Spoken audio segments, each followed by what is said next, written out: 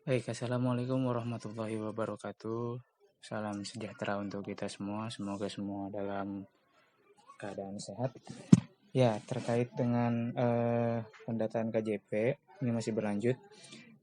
Kemarin sudah diberikan daftar DTKS dan calon penerima disetujui sementara. Jika tidak ada namanya di kedua video tersebut, maka anak bapak ibu tidak terdaftar sebagai penerima KJP 2020 tahap 2 ini. Lalu bagaimana Pak untuk mendaftarnya? Nah, mendaftarnya itu ke Pusdatin Jamsos DKI. Nah, berikut adalah tampilan cara tampilan Pusdatin Jamsos DKI. Nah, begini cara daftarnya untuk daftar DTKS agar bisa masuk sebagai penerima KJP di tahap berikutnya. Tolong perhatikan baik-baik dan disimak baik-baik agar tidak bertanya yang sudah dijelaskan lagi. Jadi pertanyaan yang sudah dijelaskan jangan diulang-ulang lagi gitu kan. Padahal sudah jelas tapi masih saja ditanyakan hal-hal yang seperti itu. Seperti contohnya Pak, bagaimana ini anaknya tidak dapat di dua-duanya padahal sebelumnya sudah dijelaskan bahwa jika tidak ada di kedua video tersebut, maka anak tersebut tidak terdaftar sebagai calon penerima KJP tahap 2 2020. Nah, kalau ingin mendaftar silakan datang ke Pusdatin Jamsos DKI ke kelurahan masing-masing. Nah, karena masih masa PSBB seperti ini, maka dibuatkan link untuk pendaftaran DTKS-nya. Nah, itu prosesnya 6 bulan, tidak bisa langsung masuk hari ini. Jadi, hari ini daftar, itu prosesnya 6 bulan. Otomatis datanya jika diterima akan masuk di tahap pertama di tahun 2021 besok nanti, tahun besok. Jadi tahap ini tidak bisa ikut. Tahap ini sekarang adalah ketika tidak ada namanya di dua video sebelumnya, maka silakan daftar DTKS, bukan daftar KJP ya, daftar DTKS agar bisa masuk sebagai penerima KJP di tahun berikutnya. Nah, bagaimana cara mendaftarnya? Yuk, kita simak langsung. Ini nanti akan dibagikan linknya, kemudian silakan masuk. Tampilannya maka akan seperti ini.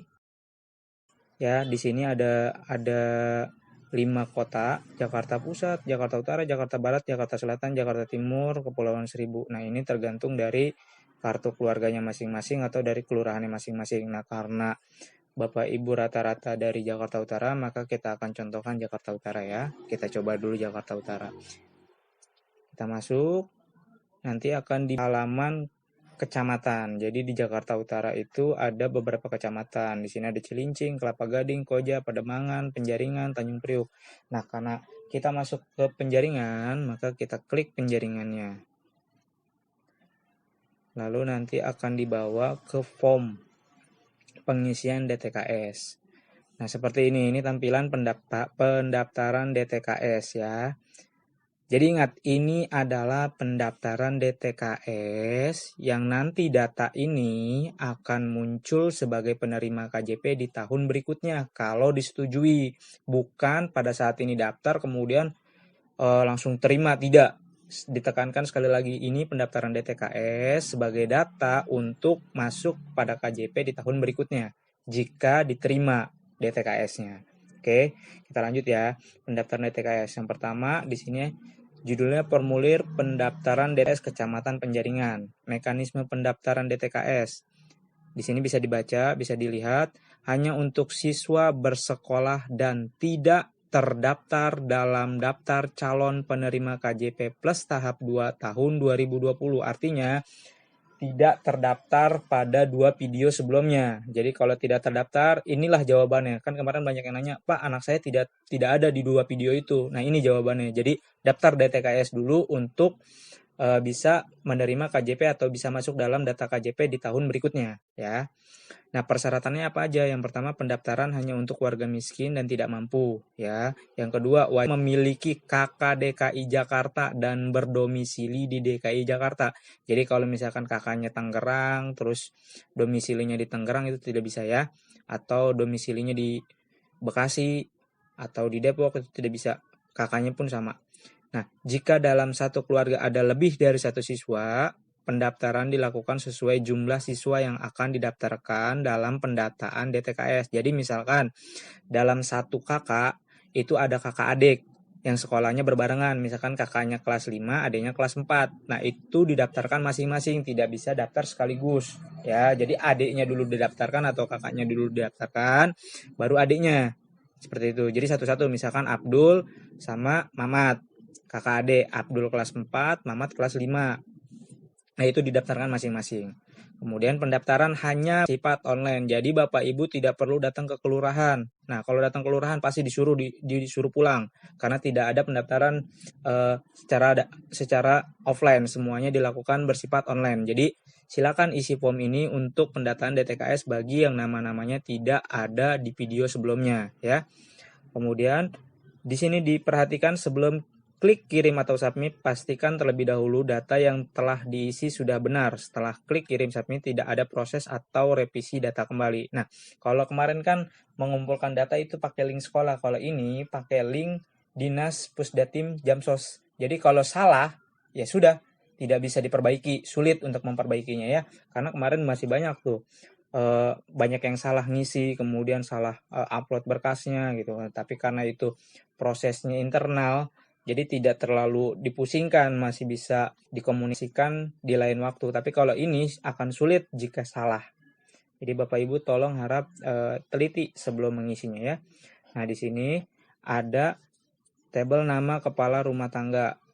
Nah, di sini contohnya Abdul Rosid, diisi nih nama kepala rumah tangga itu adanya di kakak. Jika misalkan kepala keluarganya ibu, ya berarti ditulis, bapaknya tidak ada misalkan gitu kan, hanya ibu dan anaknya saja, berarti ibunya saja yang ditulis, atau bapaknya sudah meninggal, seperti itu ya, sesuai dengan yang ada di kakak, intinya seperti itu.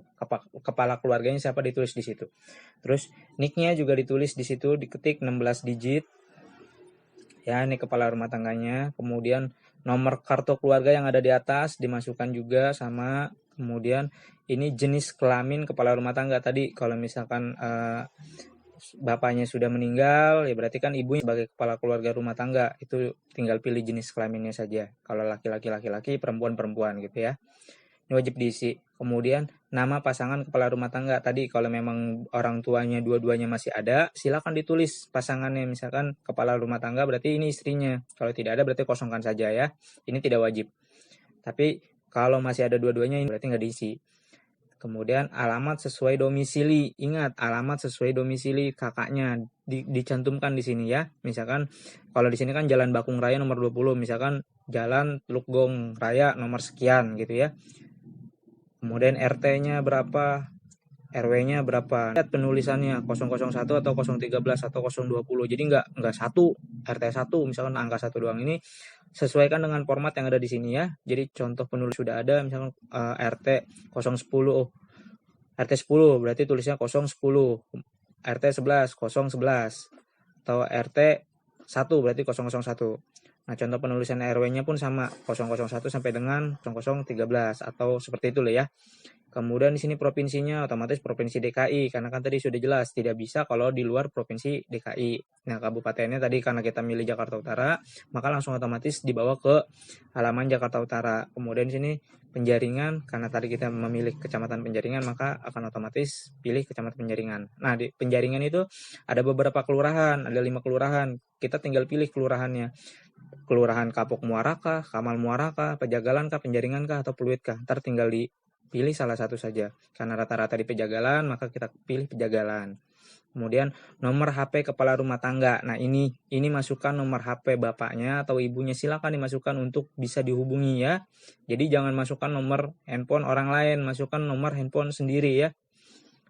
Handphone yang bisa dihubungi ya, terutama ibu bapaknya ya. Jangan orang lain dimasukin nomor handphonenya ya. Kemudian ini nama siswanya. Nah, ini nama anak bapak ibu yang akan didaftarkan sebagai penerima KJP melalui jalur DTKS ya. Ini nama anaknya siapa? Tadi kan Abdul, tulis saja Abdul ya. Kemudian nick siswa sesuai kartu keluarga. Nah, nicknya juga diperhatikan ya, dimasukkan nicknya. Nick, ingat ya, nicknya itu ada di kakak, jangan salah ngisi. Ada tuh masih beberapa yang mengisi malah NIS yang dimasukkan ya. Padahal dimintanya nick, nomor induk kependudukan, bukan nomor induk sekolah, nomor induk kependudukan ya. Itu adanya di kakak, diketikkan di situ. Kemudian jenis kelaminnya apa? Jenis kelamin siswanya laki-laki kah atau perempuan? Karena saya Abdul berarti laki-laki. Kemudian tempat lahirnya di mana? Ini sesuai dengan kartu keluarganya. Di Jakarta ya Jakarta, Bandung ya Bandung, Depok ya Depok, gitu seperti itu ya. Kemudian tanggal lahir siswanya. Nah, ini di sini dilihat rentan usia siswa adalah 6 sampai dengan 21 tahun ya. Jadi kalau 5 tahun nggak bisa, kalau 22 tahun berarti nggak bisa. Rentannya dari 6 sampai dengan 21 tahun. Karena SD itu rata-rata dari umur 7,5 atau 8 sampai dengan umur 12. Jadi di umurnya masih bisa. Nah, ini tinggal dipilih tanggalnya, tanggal berapa. Ini tanggal yang sebelah kiri ini tanggal. Misalkan di sini kita bikin tanggal 24 September. Tahunnya misalkan 2010 ya, seperti ini. Set akan muncul. Kemudian pilih kelasnya. Kelas berapa? 1, 2, 3, 4. Karena ini sampai dengan SMA maka sampai 12. Nah, kalau kita kan di SD cuma sampai 6. Maka ditulis misalkan di sini saya kelas 4 tadi ya. 4. Nama sekolahnya apa? Nah, karena nama sekolah kita adalah SDN Pejagalan 01, maka diketik saja. Lihat di sini ya penulisannya SD Negeri Malaka Jaya 05. Berarti nggak boleh tuh SDN. Berarti SD sesuai dengan yang diminta ya, SD Negeri Pejagalan 01. Nah, seperti ini. Ya. Kalau ini sudah diisi, dicek kembali dari atas. Jangan sampai datanya tadi ya. Karena di sini kan sudah dikasih peringatan tuh ya. Tidak ada proses edit atau revisi data kembali jika sudah dikirim atau disubmit. Jadi periksa kembali nama kepala keluarganya sudah benar atau belum. Ini kepala rumah tangganya, nomor kartu keluarganya, jenis kelamin kepala rumah tangganya, terus nama pasangan kepala rumah tangga, alamat sesuai domisilinya, RT RW-nya, kemudian provinsi, kabupaten, kecamatan, kelurahan, nomor handphonenya dicek kembali, nama siswanya diteliti lagi, nik siswanya dilihat lagi, jenis kelaminnya dipilih, dilihat, pastikan benar, tempat lahirnya, tanggal lahir diperiksa kembali, kelasnya diperiksa kembali, nama sekolahnya dilihat lagi. Jika sudah merasa benar, maka ditekan klik kirim saja. Nanti tampilannya maka akan ada notif data sudah seperti form verifikasi KJP kemarin ya, seperti itu. Karena ini saya tidak bisa mendaftarkan berarti tidak boleh mengirim ya. Jadi nanti dikirim tampilannya seperti itu sampai selesai semua. Ini nggak ada upload berkas, ini hanya mengisi form saja. Jadi seperti itu Bapak Ibu. Kembali dijelaskan, jika tidak ada namanya di dua video sebelumnya, di lampiran video sebelumnya, maka silakan daftar melalui DTKS jika ingin anaknya menerima KJP di tahun depan, di tahap 1 di tahun 2021. Jadi seperti itu. Jika yang tidak ada namanya pada dua video sebelumnya, maka dipersilakan untuk daftar DTKS bila ingin menerima KJP tahap 1 2021 tahun depan ya, bukan tahap yang sekarang. Kalau tahap sekarang hanya yang ada di video kemarin saja yang 2. Di luar itu maka tidak terdaftar. Nah, untuk daftarnya daftar dulu DTKS. Demikian video ini, semoga bisa dipahami dan bermanfaat untuk rekan-rekan semua, buat Bapak Ibu semua. Tetap jaga kesehatan, mudah-mudahan semuanya dilancarkan. Akhir kalam, Assalamualaikum warahmatullahi wabarakatuh.